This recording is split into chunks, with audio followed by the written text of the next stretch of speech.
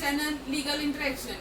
आज हम स्टार्ट कर रहे हैं फैमिली लॉ की सीरीज। तो सबसे पहले हम पढ़ेंगे हिंदू लॉ, बट मैंने इससे पहले आईपीसी की भी सीरीज बनाई है जिसमें मैंने 86 तक कवर करा है।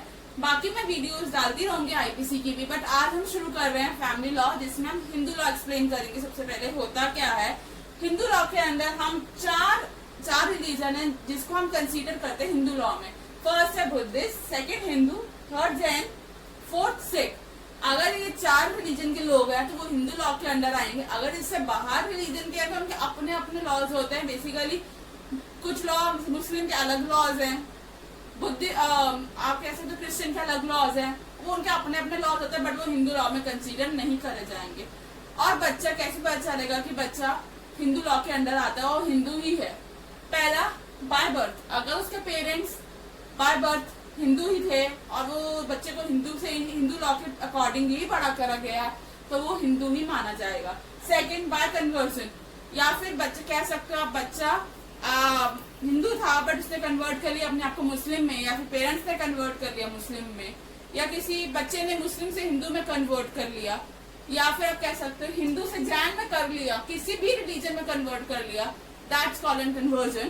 Third is by brought up, कि बचपन से फादर हिंदू था, मदर मुस्लिम थी, इंटरकास्ट मैरिज, एवं कह सकते हो स्पेशल मैरिज के एक्ट के अंदर मैरिज हुई थी और बच्चा हिंदू लॉ के हिसाब से ही बढ़ा गया है तो वो हिंदू से ही माना जाएगा। अगर वो मुस्लिम लॉ के बढ़ा गया तो मुस्लिम से ही माना जाएगा। वो अपना कन्वर्जन कर सकता है इफ ही वांट्स। अब हम पढ़ेंगे फुल ब्लड रिलेशनशिप क्या है। फुल ब्लड रिलेशनशिप होता है जिसमें एक ही मदर होती है, एक ही फादर होता है। Let's take an example, husband wife दोनों एक है, उनका एक ही बच्चा है, नहीं दो फादर है, नहीं दो मदर है। अब पढ़ते हैं हाफ ब्लड रिलेशनशिप। इसमें होता है टू मदर्स। इसके हम एग्जांपल लेते हैं, husband 1, wife 1, wife 2, child 1, child 2।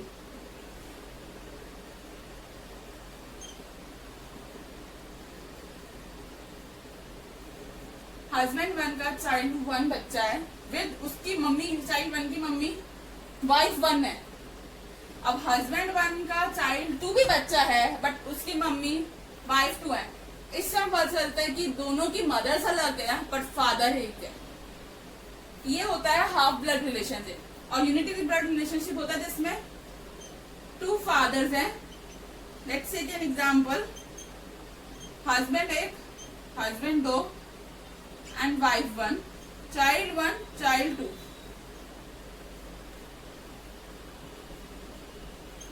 Husband 1 का चाइल्ड 1 बच्चा है और वाइफ 1 का भी। हस्बैंड 2 का चाइल्ड 2 बच्चा है, वाइफ 1 का भी। इससे बोला गया है दोनों के वाइफ मदर सेम है बट फादर अलग है।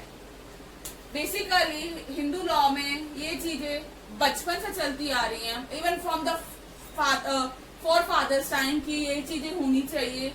यही इसी चीजों से पता चलता है कि बच्चे कैसे हिंदू लॉ से रिलेट करते हैं या फिर मुस्लिम से। अब हम पढ़ते हैं स्पेंडर रिलेशनशिप क्या होता है।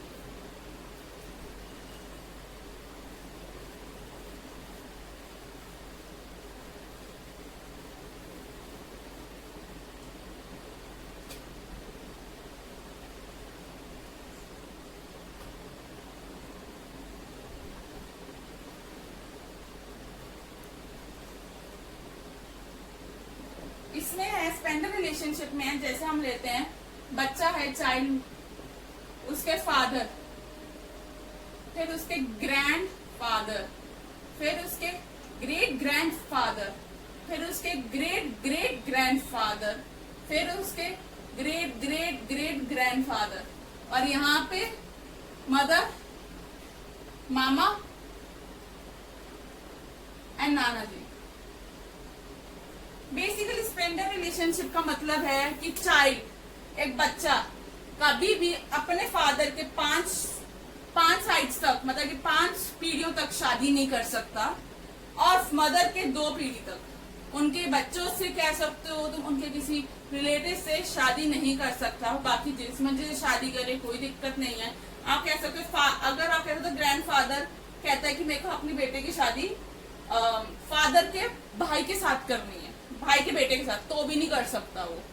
यहाँ कहते ग्रेट ग्रेट ग्रैंडफादर का पोता अपनी शादी उसके फादर के मतलब कि उसके 2 पीढ़ी से पहले के बच्चे के साथ करना चाहता है, तो भी नहीं कर सकता, क्योंकि ये स्पेंडर रिलेशनशिप ने कराया कि ये कभी पॉसिबल नहीं है और कोर्ट भी इसी को वॉइड कर दे। I hope you like my videos. आप मेरी वीडियोज को लाइक करो, बहुत ज़्यादा सब्सक्राइब करो, मुझे मेरे कमेंट्स में बताओ कि क्या गलतियां हैं मेरी, कहाँ आपको और कौन से नए टॉपिक्स चाहिए समझने के लिए। If you have any doubts तो कमेंट में पूछो, जिससे मुझे बहुत मोटिवेशन मिलती है और नई वीडियोस बनाने के लिए। सब्सक्राइब करो मेरा चैनल और बहुत ज़्यादा शेयर करो, जिससे और भी लोगों को पता चले कि इजी टॉपिक कैसे पढ़ा जाता है, पॉइंट टू पॉइंट नोट्स मिलते हैं। Thank you for watching my video.